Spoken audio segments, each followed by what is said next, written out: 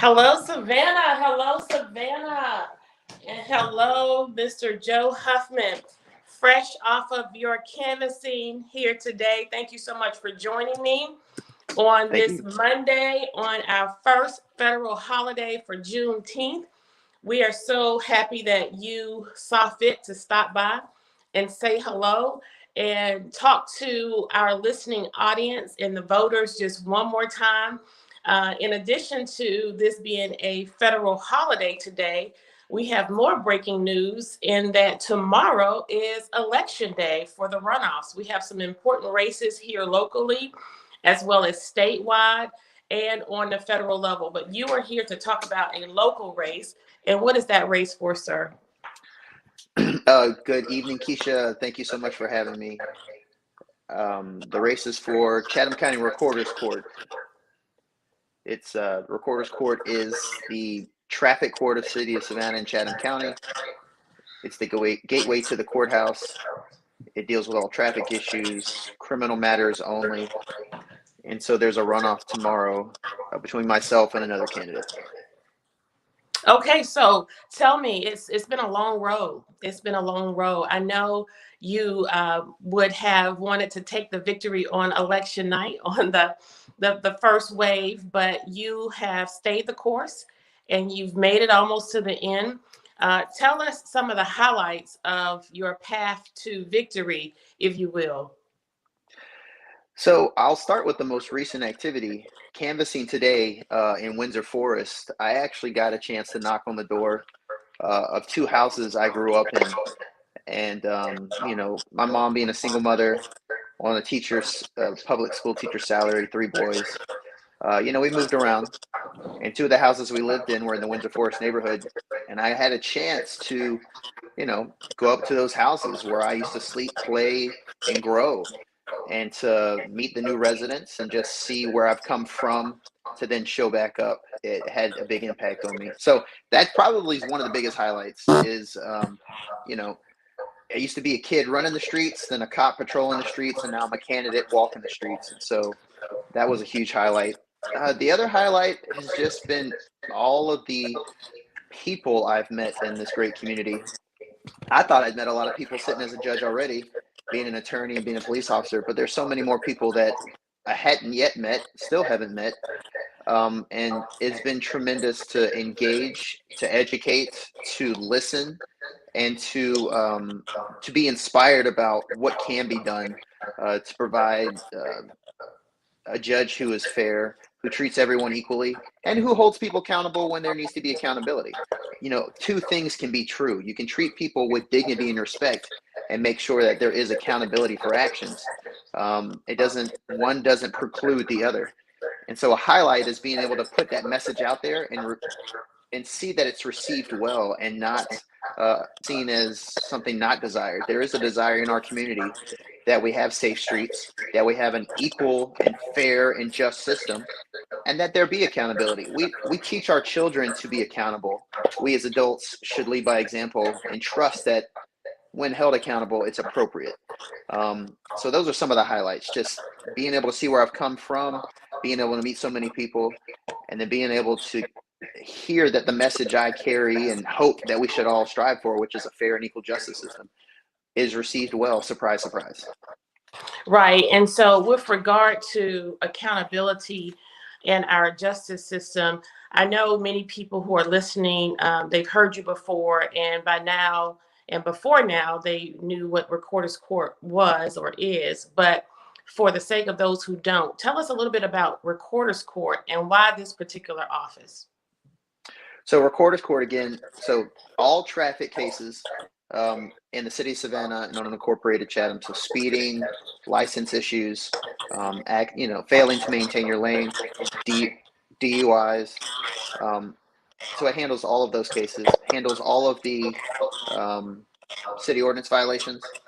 It can handle all misdemeanor cases, and then preliminarily it can deal with felony matters, all criminal based. There is no civil law. There's no malpractice. There's no lawsuits. It's all criminal based. Basically, if you have to pay a fine or could go to jail, Recorder's Court deals with it at some level. So let's And let's so, talk about okay. the fines and going to jail. One of the hot topics for our Recorder's Court and for our local Metropolitan Police Department are the ordinances related to homelessness and individuals who are in violation with regard to panhandling and other episodes that come along with our homeless population, particularly those who struggle with mental health issues, substance abuse issues, and chronic homelessness. What is it that you have seen in Recorder's Court that gives you an idea of just how serious our homelessness problem is? And is it a policing and criminal justice issue, or do you feel like it's more of a community oriented issue? So homelessness, drug addiction, all of those matters, there's some level of involvement needed for and from the justice system because it's not isolated, right? It's just not the issue of being homeless in and of itself is not a crime. But if someone who happens to be homeless is alleged to have committed an act which would be a violation of the law, that's when the justice system gets involved, either police officers or the court system. There can be interaction, there can be collaboration between the court system in those scenarios and members of the community, such as outreach programs, men's residential, other programs we have, but there needs to be a development of additional services. I know there was a new mental health facility off of Duran near Skidaway that was just opened in a couple of years ago, about a year or two ago. There Mm-hmm. can and needs to be collaboration with community members and members in the police department and in law enforcement, as well as the court system, for those cases that someone has been alleged to have committed a crime, which can offset the need for jail and unnecessary fines, which don't necessarily every time get to the root of the problem. Now, for individuals who aren't involved in the criminal justice system, that's good, but there still needs to be some level of collaboration on the part of community members and law enforcement, even though there's been no alleged crime, because law enforcement's in the community, right? They're on the streets responding to calls for service. They drive around.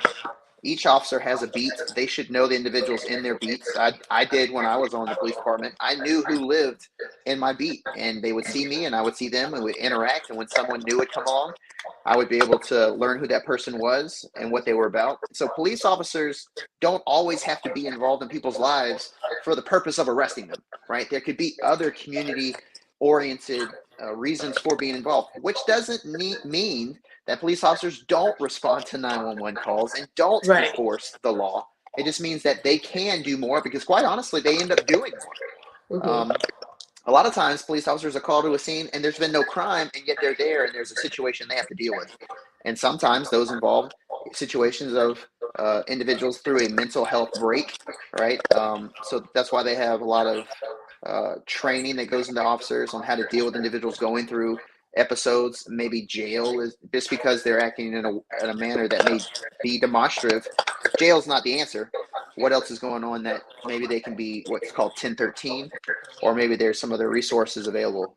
So to go to your question, there needs to be a collaboration between the multiple entities in our community members, law enforcement, community leaders, and the justice system, because we all don't live in vacuums. We all don't live in a silo. We all live in this community.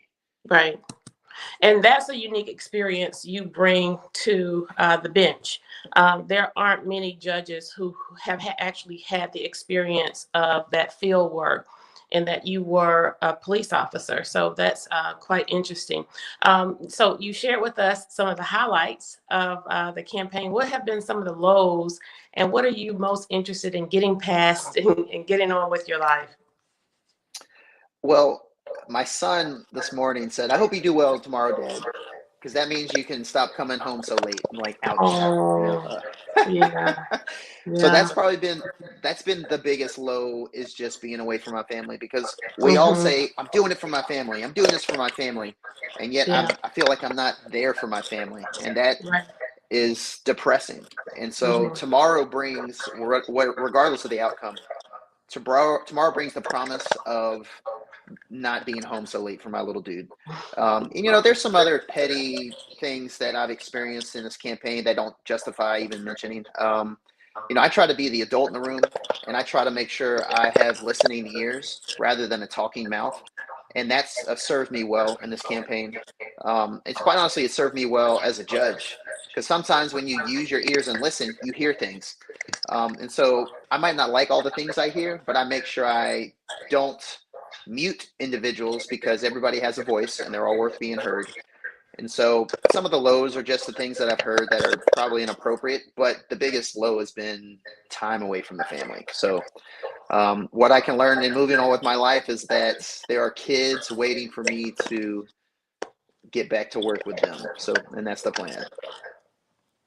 Well, listen, I definitely understand both the highs and the lows of campaigning, and I too can certainly attest to the fact that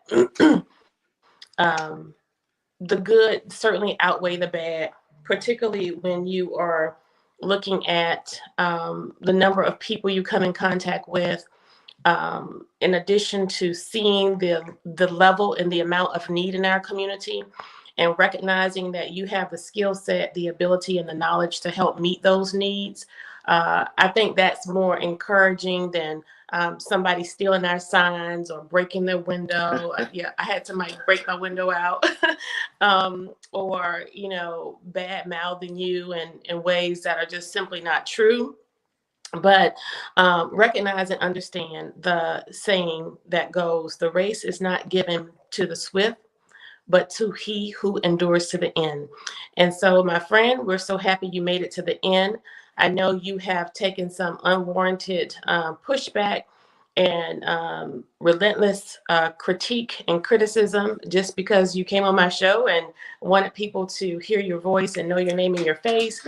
But for that, we are grateful that you have that many more listeners and viewers who will know more about you and your platform, and recognize that you are your own man, and that it does not matter who or what anyone else says you are. Just know that that is none of your business.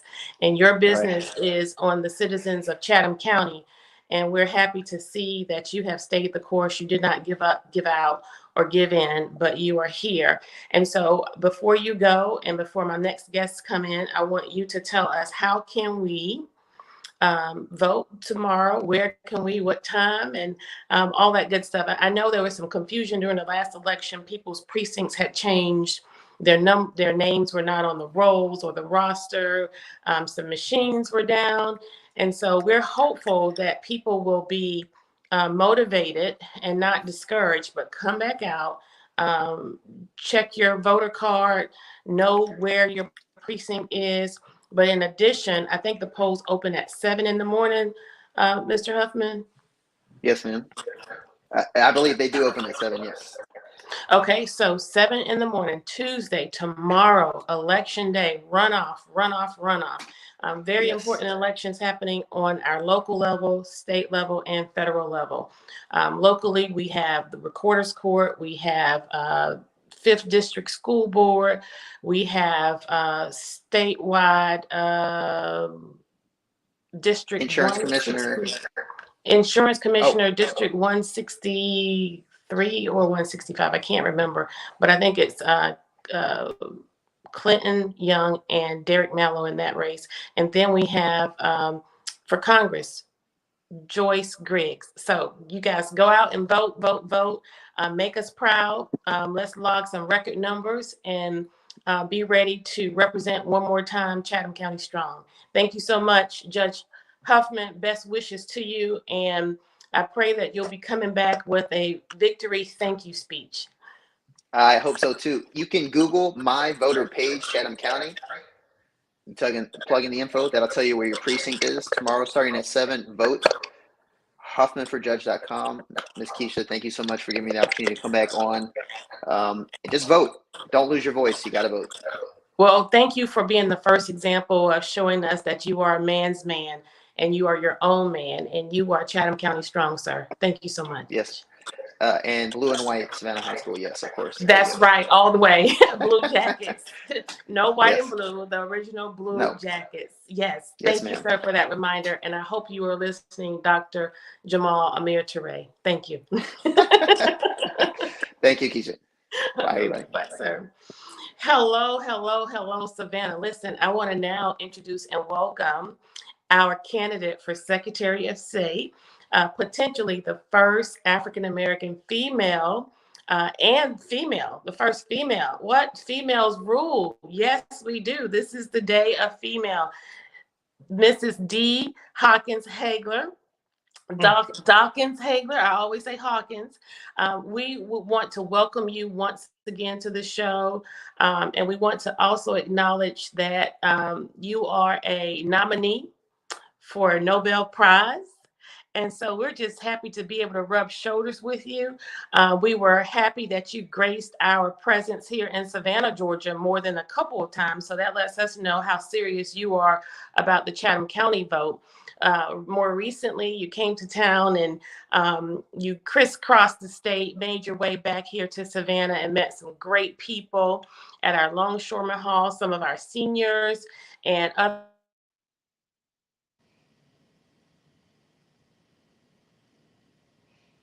Oh, what happened?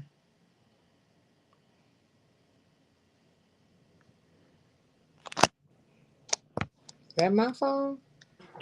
No, it's me. It's me. Okay. But I want to try to get through this interview with you without any more interruptions, I hope. But listen, you made it in a tight field of a whole bunch of people, and you're here. You're here, and you are on the precipice of making history.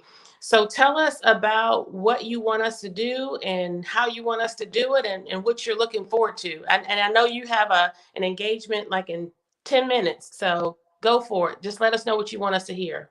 Yes. And engagement in minutes, but I'll work that out. But thank you so much, Aldo. I'm allowing me to join you all tonight. Hello, Savannah. Love Savannah. I'm coming down to meeting with the people in Savannah. And so you mentioned quite a bit in the introduction. I am excited for this race because I'm the most qualified person in the race. I have served 9 years in the Georgia Assembly, always in a position.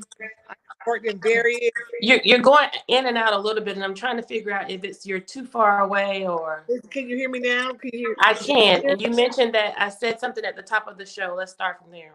Yes. So I was saying at the top of the show a little bit about coming back and forth to Savannah. I love coming to Savannah, seeing the people in Savannah.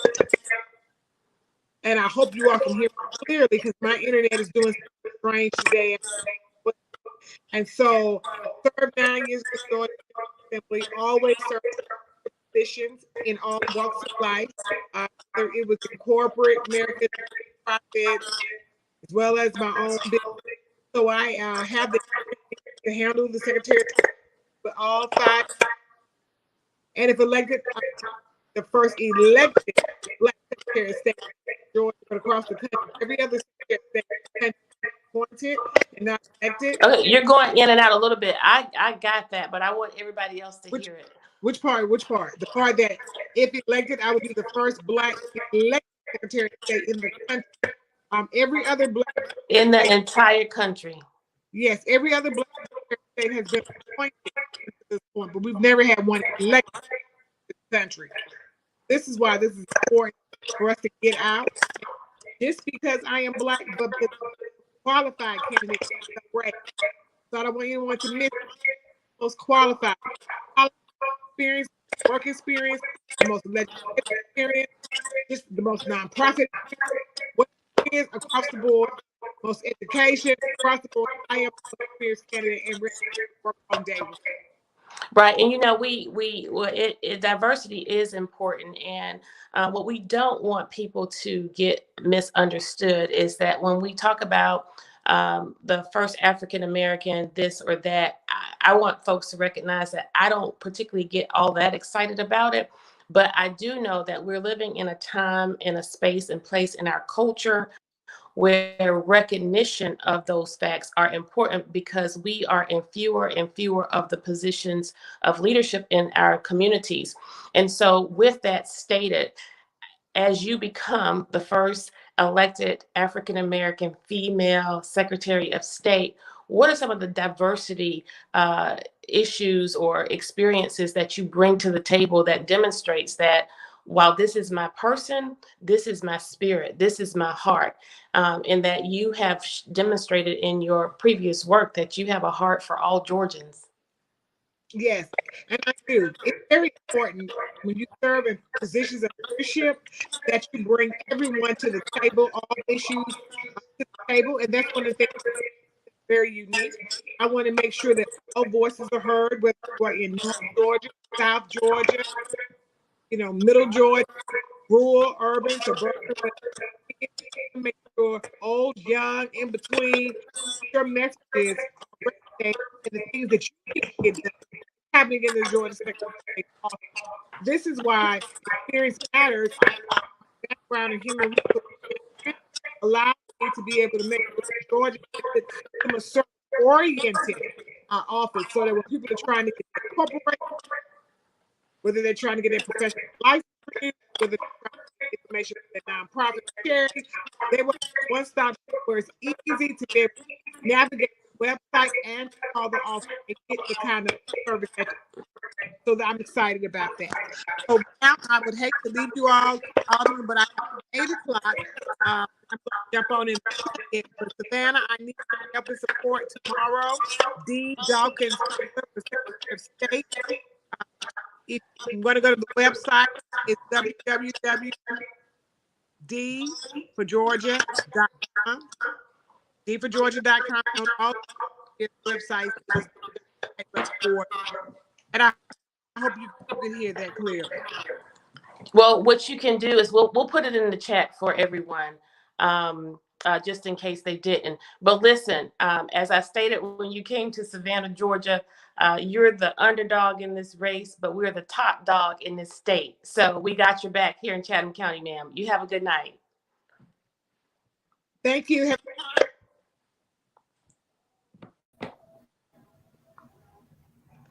Okay, I think we have our next guest coming in here. We are so excited. We're so excited here. Give me a minute, Miss Marilyn. I want to make sure that I get this out to everyone. Y'all, I am coming off of a phenomenal weekend. I am so excited that God has purposed and blessed me to be able to experience and witness our first federal holiday for Juneteenth. This is huge. Yes. This is huge. This is huge. And I'm so excited about it. And we have a handful of our organizers who are lined up to talk to you tonight about what their experiences were in planning, but more importantly, what the history of these events have been in our community and what the future will be for them.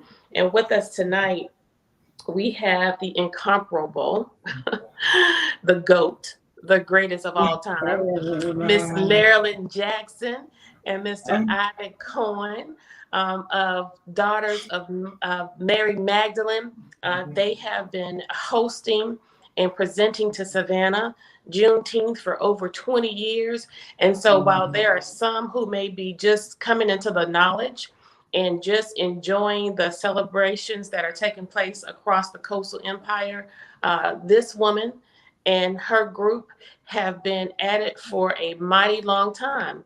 And she is just now seeing the fruit of her labor come to pass, as she has petitioned for local government to engage and participate and engage in making sure that this event became and was widespread far before a holiday was ever thought of.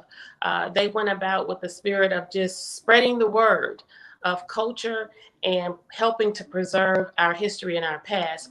And so with that, Ms. Jackson, I am happy to be sitting on a city council where through your group and with your petition, we encourage our city manager to sit and speak with you And I understand that it was the first time that a person at that level within our local government actually sat and had a tangible conversation that actually resulted in something that was substantial. It wasn't all that we wanted, but we we aimed high, and we didn't come short, I should say. Yeah. But we know that we have to start somewhere, and we're so grateful. I want to say to Mr. J. Melder, I am not above giving credit where credit is due. He listened and was open where this particular issue is concerned. And so we want to thank him and his staff for all of their hard work and efforts. But I want to stop talking now, Miss Marilyn. And first, I want you to tell me about who are the daughters of Mary Magdalene, and then tell us about the Juneteenth celebrations this year. Yes. Thank you. Thank you, Alderwoman. You said so much. Hey, you said it all for me, really. Okay. Yeah, but thank you so much. Thank you so much. The daughters of Mary Magdalene is me. I'm the chairperson. Mr. Ivan is the secretary. Miss Beverly Santos, basically, she is our advisor, senior advisor. And then Mrs. Bridget Gordon is our grant writer, and Mr. Bobby Simpson, the coordinator, and Mr. Joe Robinson and Stephanie Collier. And we have affiliated members, which is Mrs. Sandra Graves and Vicky Blackshare and Gloria Powers. Okay, and what is the purpose of the organization? Well, basically, when we first started out, our purpose basically was to get Black history into the school system. And basically, it still is our purpose. But then we realized that Juneteenth was never taught to a lot of our people. And a lot of children did not know anything about Juneteenth. So we got with a sister named Sister Kay Muhammad and her brother Prince Muhammad. And we started studying Juneteenth at his bookstore called Respect for Life Bookstore. And it was so successful then I decided to take it away from the bookstore and bring it out to the people, bring it to the You park. decided to take it away, Miss Jackson. You took it away. Yeah, some of that lesson, let's take it from the bookstore and let's bring it to the public. Because I felt like Juneteenth was just so important that more people need to know about it and hear about it and actually do their own research about Juneteenth. So let me tell you this. Now, we started Juneteenth. Nobody really knew what we was talking about. So a lot of people thought Juneteenth was like a teenager activity because it got teen into it.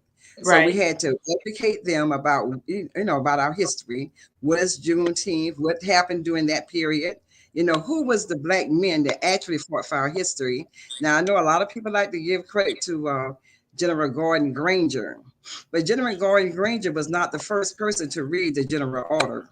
But everybody likes to talk about him and say that he is the first person that did this and that. But it was Black men that served in both wars, which was the Confederate and the Union War. And the Black soldiers was the one who went down to Galveston, Texas first on June 17th. And they actually read the General Order on June 17th. And so basically, think about this. Didn't President Biden declare Juneteenth a federal holiday on what day? June what?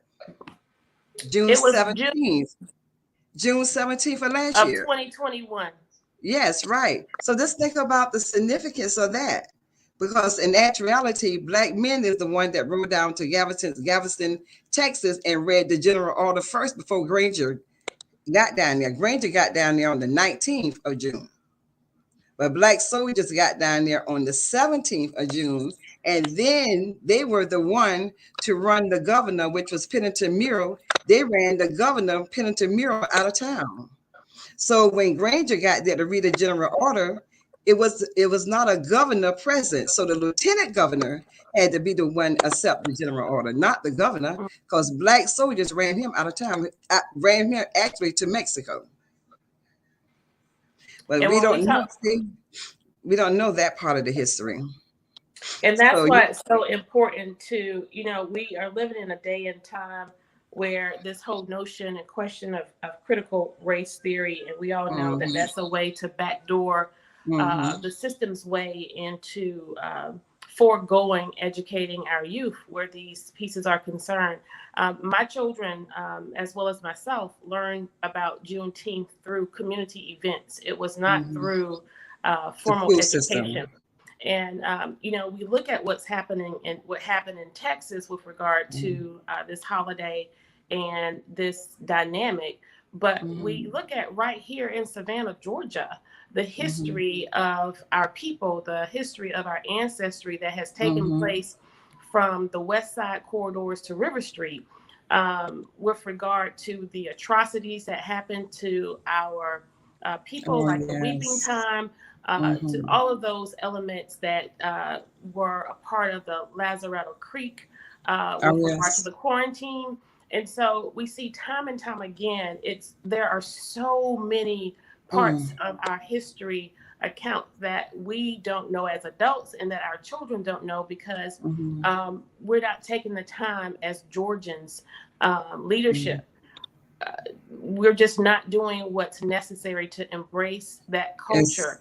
And in embracing the culture, it's not to make anyone feel bad or it's not to slight exactly, anyone, exactly. but it's essentially for us not to It's really relive the it. truth. We're only telling the truth about our history. And a Right. lot of Well, people it's don't American realize history. it's American history. And a lot of people don't realize too. On 38th Street Park, right around the corner, is a cemetery called Laurel Grove Cemetery that used to be a plantation. So Largo Cemetery was a plantation also where they sold our people and they beat our people. And there's a tree down there in Largo Cemetery called the whipping tree.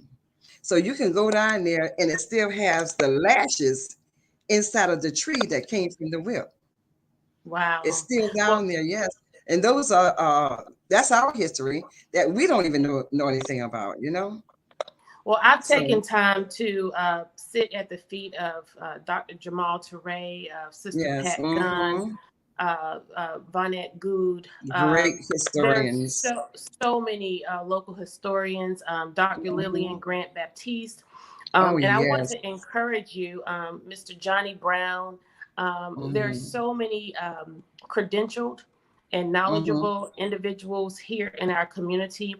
You can Google any of those names Mhm. or just put in historical African American tours into um, your computer, and it will yield opportunities for you to take tours with these individuals. It is imperative that young people, particularly those Mhm. who are vulnerable in our community, because I think a lot of what they get into is as a result of helplessness and hopelessness. Yes, But when you exactly. have the opportunity to come out to 38th Street Park, when you have the opportunity to go wade Oh. in the water at Tybee, when you have the opportunity to connect with the individuals who know the history and listen to the songs, there are so Mhm. many elements to your event, Ms. Jackson. Yes. And I have Mr. Ivan Cohen on the phone. He was having a little difficulty on Oh, the phone. okay. But Mr. Cohen, can you hear us, sir? Mr. Cohen? Okay, I don't know if he can hear me, but what I wanted to say was, we you Uh, all had so many elements. Oh, Okay, there what you did you go. want to That's add? him. What did you want to contribute, sir? Well, what I wanted to contribute is to say that regarding what you just spoke of, it'd be good if these schools, if they're doing field trips, to Mhm. latch on to these different tour groups, like what you expounded on.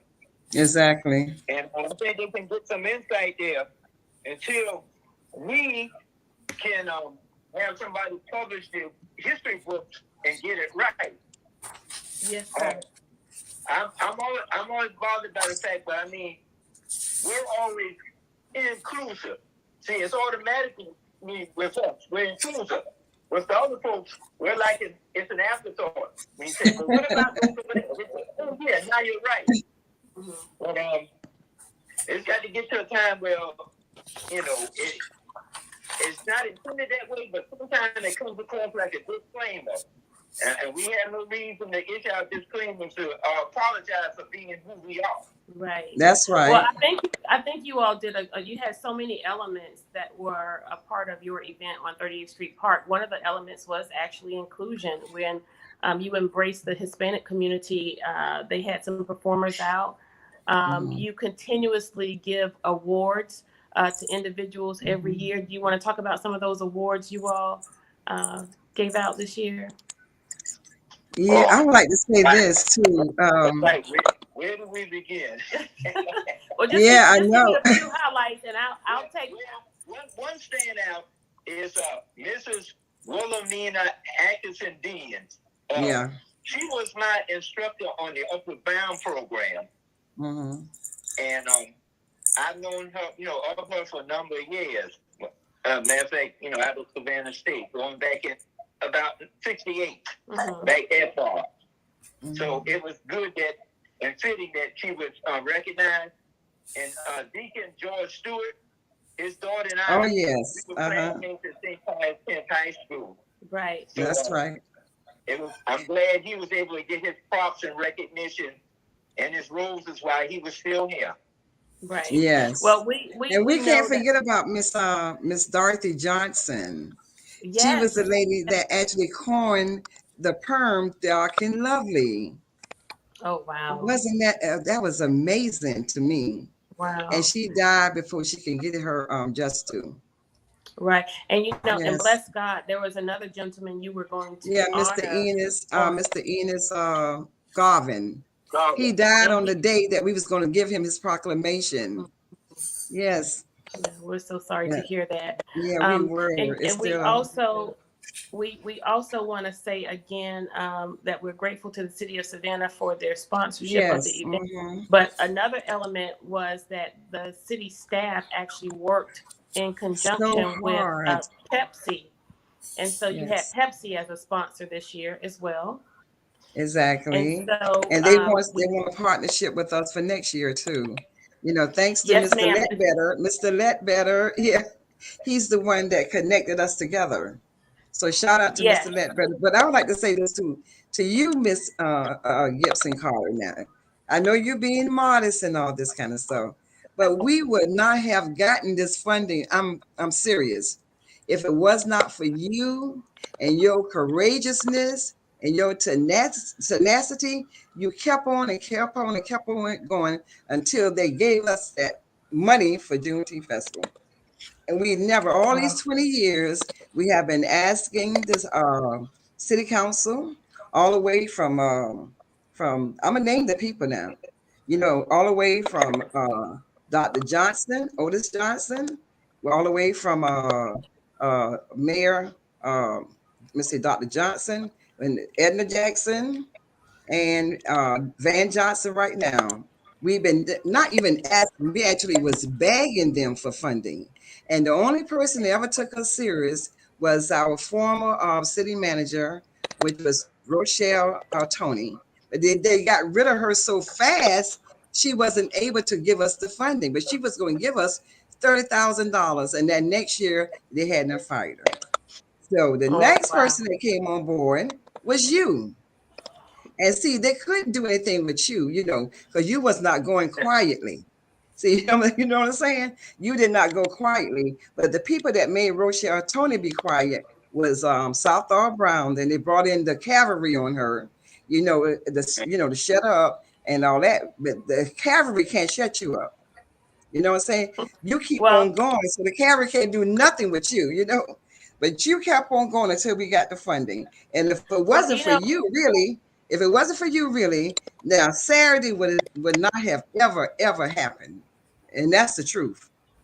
Well, we bless God and we receive that humbly. Yes. But I want to say that advocating for this is not or was not as hard as some of the other things that I advocate for on council that have not come to pass. But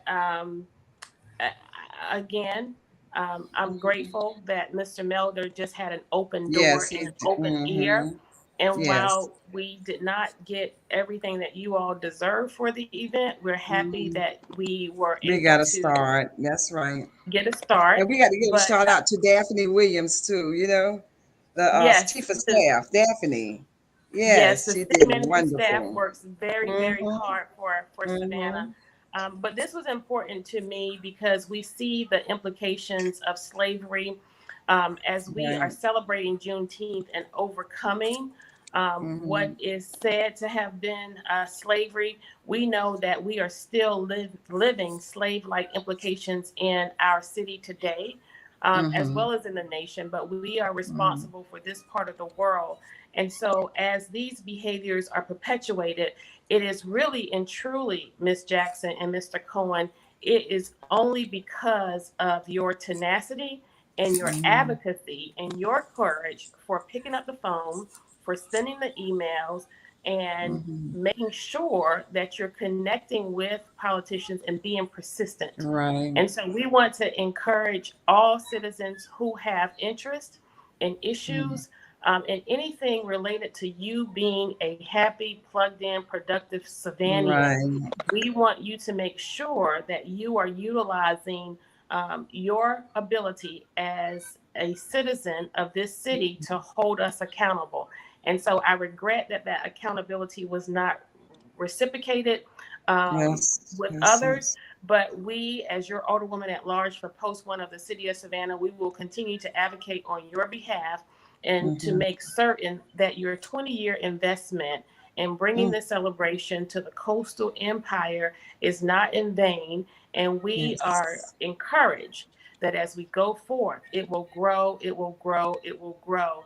And more people will know about the history of Juneteenth as they Thank you. celebrate the day off, as they celebrate Yes. the day off and relish in their freedoms. Well, listen, I have Mr. Tom Hutcherson with us here today, and he has taken the reign on the other end of our county and is hosting it. You know, last year, Miss Jackson, Mr. Tom Hutcherson, council member for Oh, Pooler, Georgia. We're so grateful to see you, sir, today. And you know, I've had a really hard time finding a picture of you dressed down, and you come on dressed down tonight. So it's encouraging. Because you know, Miss It's still Jackson, this me. is one of the he's one of the guys who you would call a heavy dude.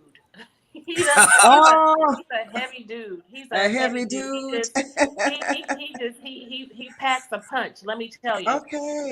But All we right. I think appreciate that means you're mentally heavy, brother.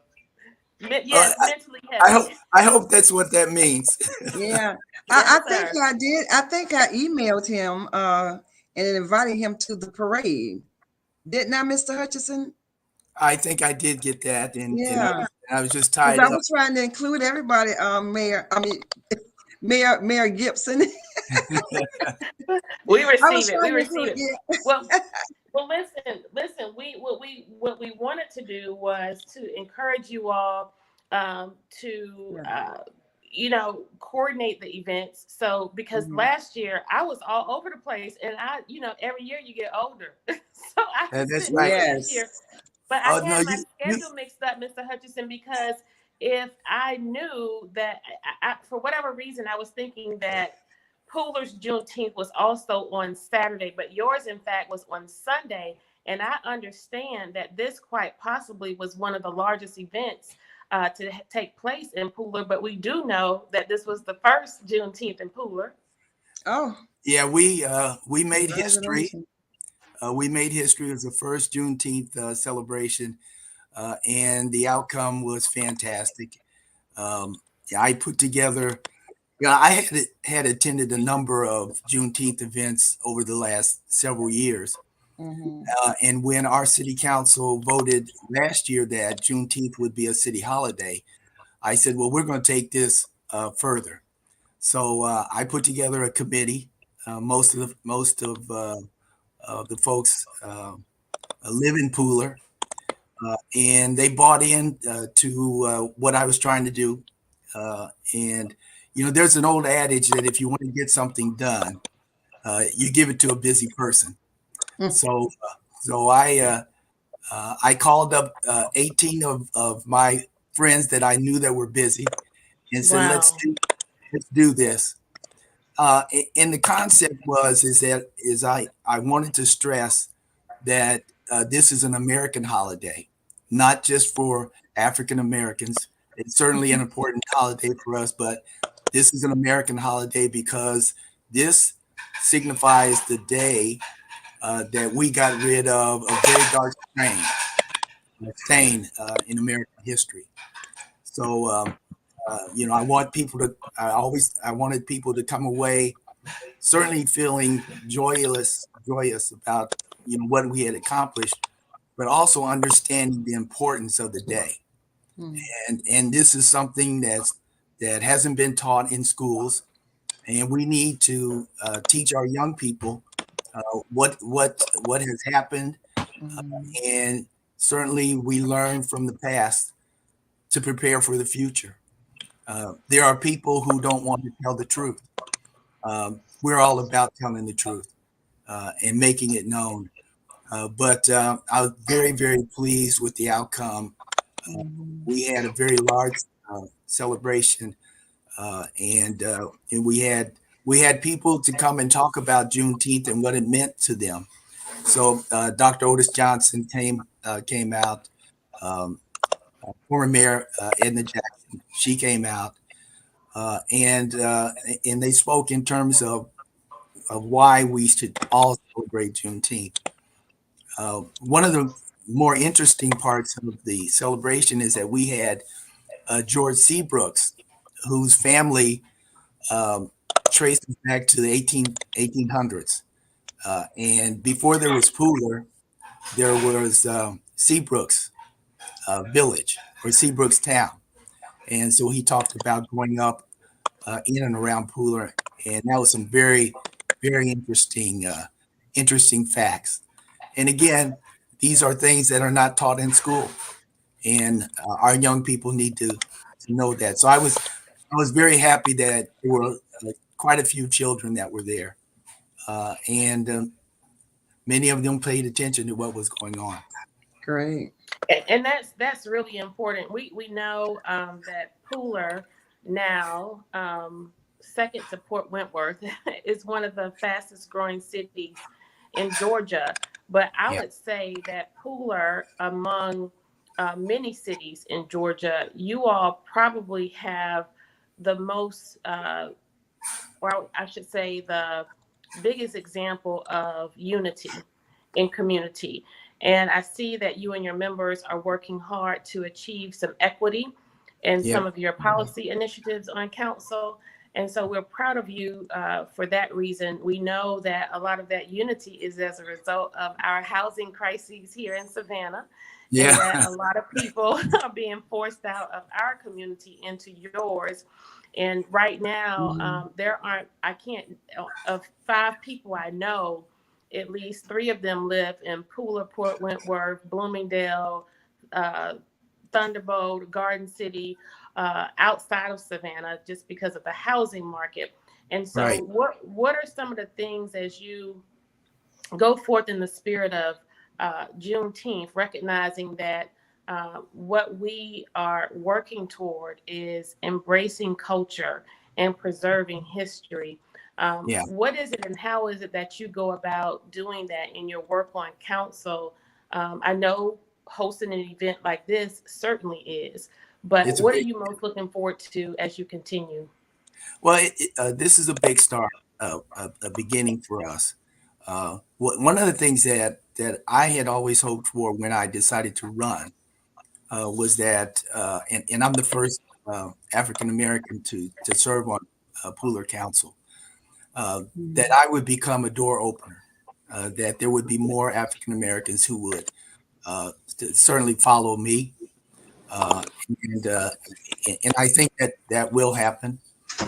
But I'm going to continue to lift up Black voices in Pooler neighborhood.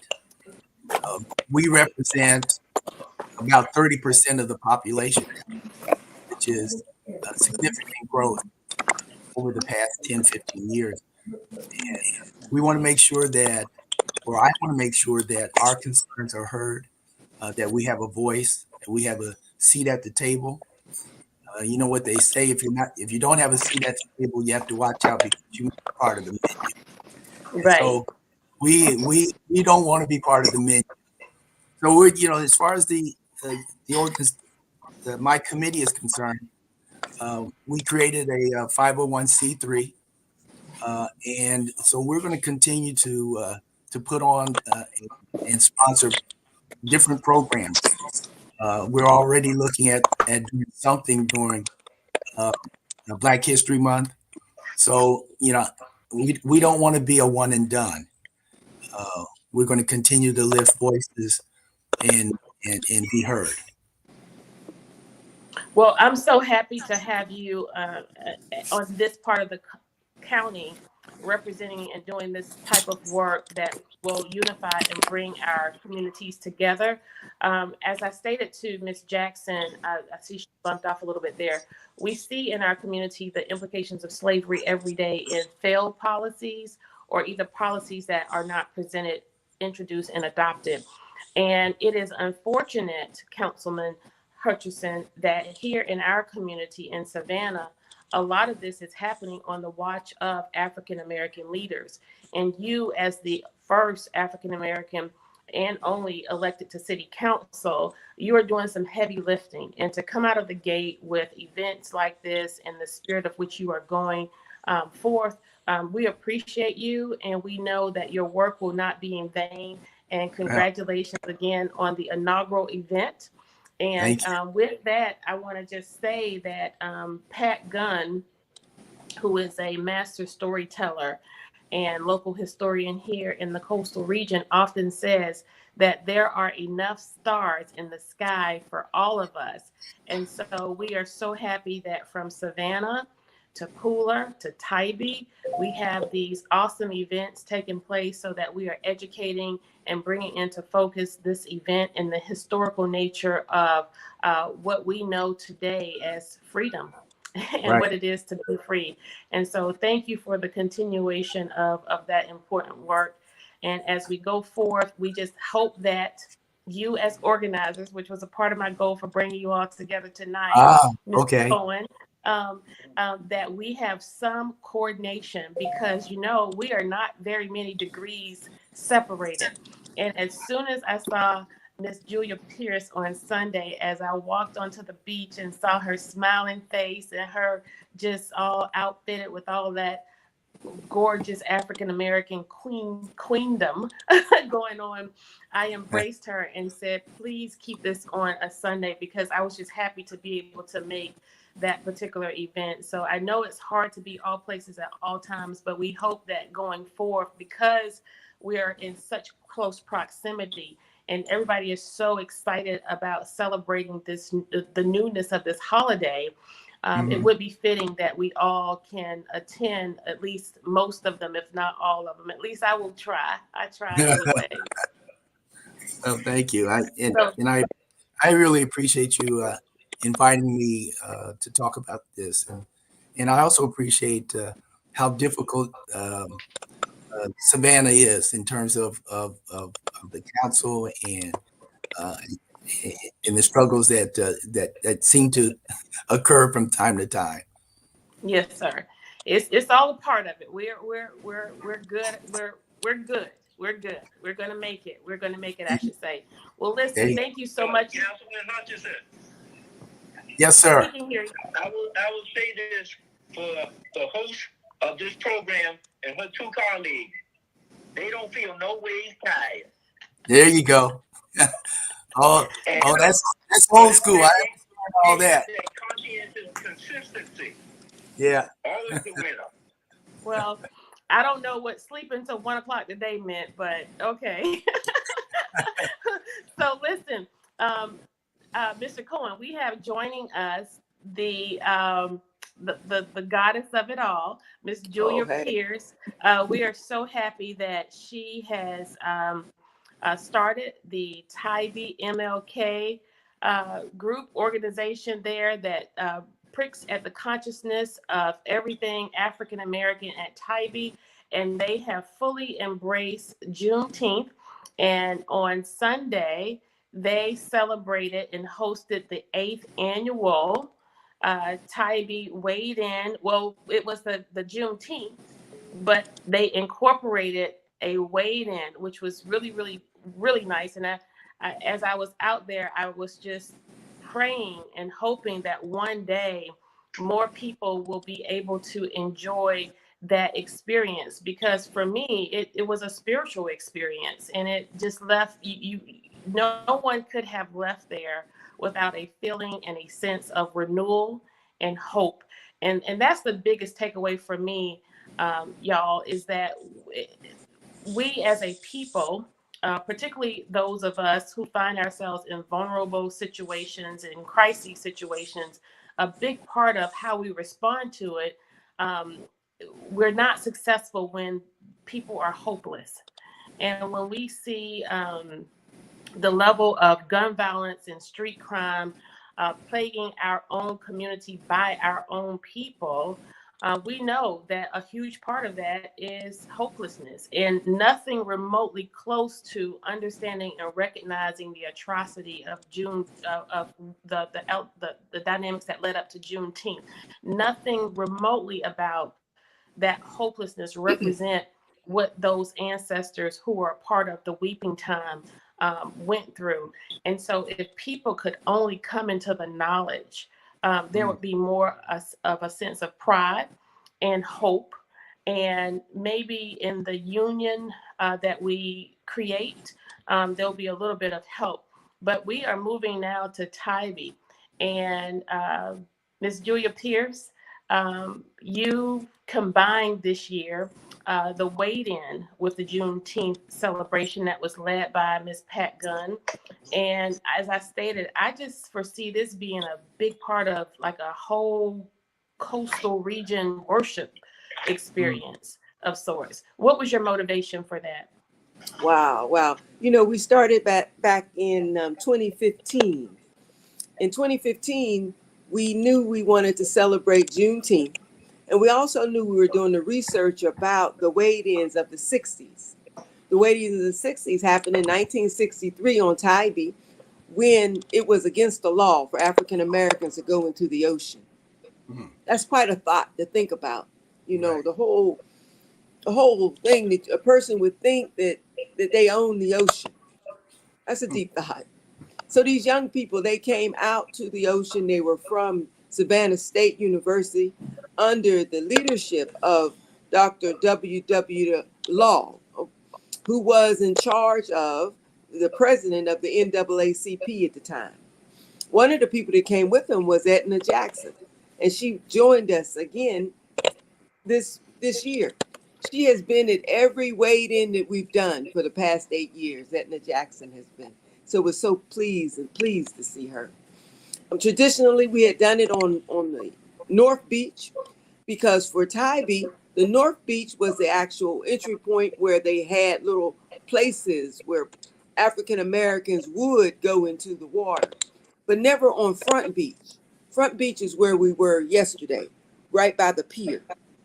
And so that was an expansion for us, it being a federal holiday. And so we left the intimacy of North Beach and put it on Front Beach, which went well. It went well. We started that morning at 9 o'clock, and we had a nice group of people, and it went very well. We were very pleased. And you're right, it is very spiritual experience, because I felt like all that wind that we had, all of that wind, was the ancestors welcoming us, saying thank you for remembering us, thank you for the homage that you're giving to us.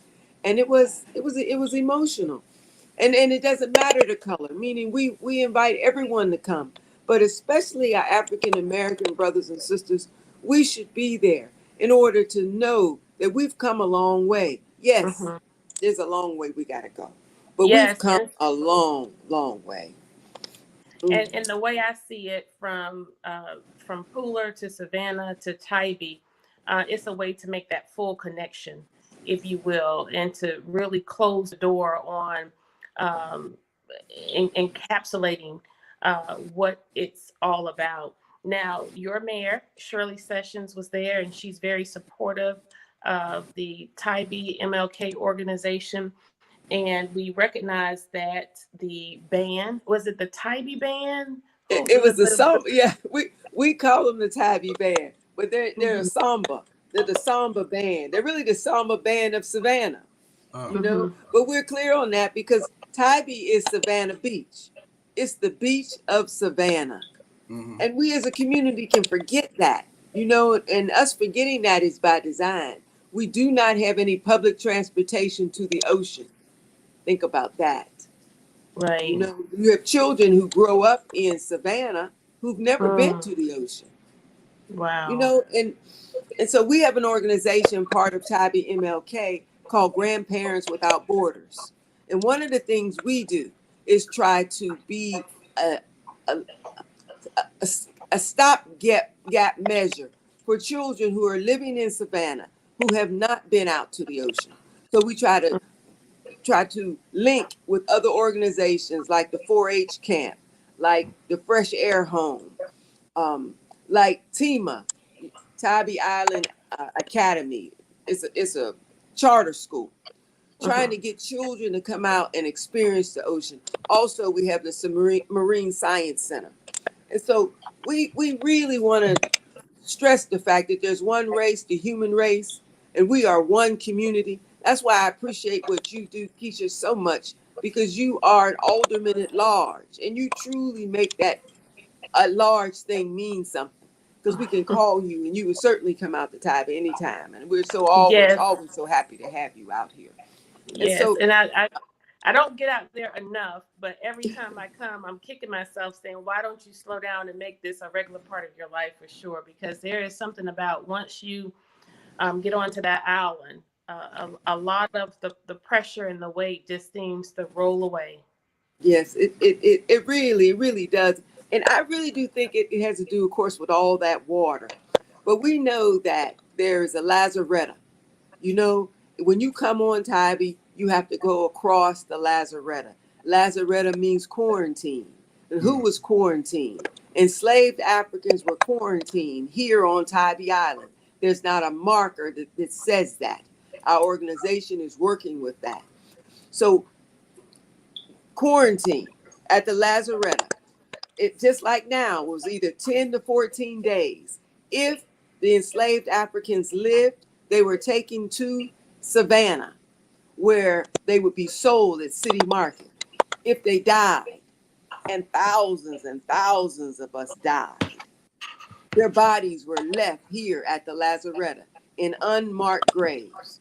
So we are have contact working with the federal, state, and local government to use ground penetrating radar to find the quarantine cemeteries here on the island. And I'm telling you, things started happening, and then this is good trouble. Everybody's not happy about this work. Some people feel very threatened by this work, very threatened. And so that doesn't stop us from doing the work, but we have to be realistic and know that everyone's not happy about it. And so we need the larger community, like you're at large. We need the community to understand what we're doing, to understand that we need help to get it done. Well, I'm willing to carve out space in my world to help you in any way I can. And so however that translates to what I can do as a partner with Tybee, whether it be in conjunction with Mayor Sessions, who's a good friend of mine, or writing letters or making calls to our state level affiliates, we're here for it all for sure. I'm sure you are very knowledgeable of the work and the advocacy that we have put forth with the Weeping Time Coalition. Despite litigation with the city of Savannah, I'm still a citizen of Savannah, and I can certainly lend my support in that regard. And so while that is a misgiving with regard to what we experience and recognize by way of our history and those pieces we try to bring to the forefront of the world today, you have coined the term or the phrase "a true American Jubilee." That was one of your quotes, and I That's nice. thought that was very fitting because you made mention that, well, Independence Day, July 4th, is recognized as Freedom Day for America. You stated that at that time of independence, at least 30%, if I'm correct, 30%. of Yes. our citizens were still enslaved. And Yes. so it wasn't until Juneteenth that we really, as all Americans, black, white, and in between, enjoy any semblance of freedom, because you see, none of us are free until all of us are free. There you So go. true. Yeah. So true. So true. Julia, do you have a website for your organization? Yeah, we have a website. Our website right now is having some problems, but I'm gonna tell you what it is. It's Okay. TabbyMLK at .gmail. It's TabbyMLK.org. That's what it is. .org. Okay. Yeah. We also got a Facebook page. Tabby Right. MLK Human Rights Organization. We got a Facebook page. We have that. All right. Yeah. Yeah. That's We have that. fantastic. They're Yeah. doing some wonderful work. And again, my whole purpose of bringing you all together tonight was truly to encourage collaboration, and however we can do that. And I know that there will be some crossover, and that it's very difficult to schedule everything at different times so that we are making sure that everybody can participate. But if I could just get 30 minutes to get to the other side of town, that would be that would be good. Because if I don't show up on time at 38th Street Park, known as Yeah. Wells Park, Miss Marilyn Yeah. is gonna whip me with the wet noodle, and I'm supposed Well, to stay the whole time, right? Yeah, I But certainly applaud you trying to put this together, and I hope we can work with that, because and I'm also just very happy that we've got these communities that are getting the word out, and yeah. part of I'm excited to be part of that now, and Yeah. and hopefully we can do some things together. So I will be in touch. I would definitely like that. And so, y'all just gonna sound crazy. So I will have all of y'all numbers and stuff when this is over, right? Meaning y'all have mine, I'll have yours, and we can all talk. That would be All great. right. I can certainly connect everybody. And what I Please. want to say that while we are collective in the spirit of celebration and unity, we also want to be collective where cooperative economics is concerned. And so what we want to do is turn this into a powerful economic generator for African American businesses in all of our communities. I know we only have one African American owned restaurant at Tybee. I'm not sure how we're doing in Pooler, but I know we're not doing all that well here in Savannah. But what we have done with the Kwanzaa Crawl is to, in addition to bringing into focus the principles of Kwanzaa, we incorporated a mechanism by which we drove individuals to these local businesses and helped them to generate income. And nothing did my heart more good this past year than to hear restaurant owners say that I raised more money tonight than I had in a whole quarter or whole month. Because And that's we a do have shame. some businesses in Savannah during St. Patrick's Day who appreciate and celebrate the fact that they are able to raise enough money over the St. Patrick's Day weekend to generate their revenue for at least half a year, if not a whole year. So we just want to share the wealth and spread the wealth around for everyone and create opportunity, because that's what it's all about. And when we talk about these pieces related to freedom, we don't have a right to simply enjoy freedom as free people. As a result of what our ancestors endured and went through, we now have a responsibility. We have a responsibility to help others acquire those same freedoms. And in today's time, that freedom means freedom to economics. It means freedom and access to housing. It means freedom and access to jobs with a high paying with high paying income. And so what do? We share, we invite, we open. And the only way we can achieve this, just like we didn't end slavery without white people, we have to include white people. We did not achieve Juneteenth without white people. We have to include them. And it is only and until then that more of them get it, that our work will be much easier. So it's not so much about forgiving and forgetting as it is forging ahead. We have now the federal holiday, we have the festivals, and we have all of this, jubilation, but we also still have failed policies, relaxed policies, or policies that have not been implemented at all. We still have rises and increases in poverty and crime and homelessness. And we must continue amidst these celebrations, amidst these historical acknowledgments, interject these pieces related to serving those who are of the least of us. And so what does forging ahead look like? What does it look like when people have to forge ahead after a broken marriage? What does it look like after having situations to occur with our children? What does forging ahead looks like when your career fails, when you lose your job? What does forging ahead looks like when we have church hurt or health crises or financial crises? So we as a community and as those who have any semblance of freedom, whether it's in our mind or in our hearts, we have a responsibility as leaders to pay it forward. And sometimes paying it forward just means holding us accountable. Mm-hmm. Absolutely. I agree. That's true. Yep. And so I'm going to let Mr. Ivan Cohen, who is never lost for words, and while I said he's never lost for words, I want to let him have parting words. But before then, I want to remind everyone that tomorrow is Election Day.